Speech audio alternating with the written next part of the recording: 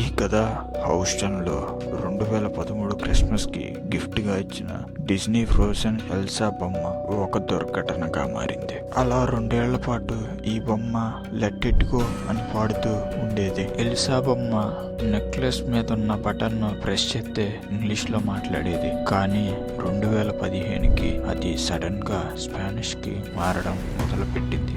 ఎలాంటి సెట్టింగ్స్ మార్చకుండానే. బ్యాటరీలు ఎప్పుడూ మార్చలేదు, కానీ ఆ బొమ్మ ఆఫ్ చేసినప్పటికీ మాట్లాడుతూనే ఉండేది.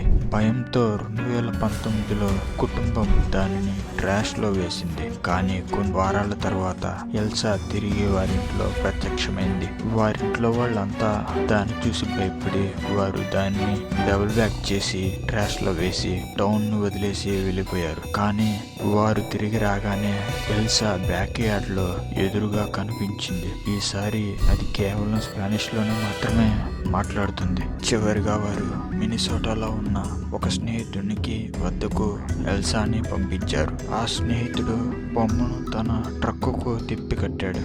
అదృష్టవశాత్తు అది ఇంకా హౌస్టన్కి తిరిగి రాలేదు. కానీ ఇకపై ఎక్కడ ఎలా కనిపిస్తుందో ఎవ్వరికీ తెలియదు.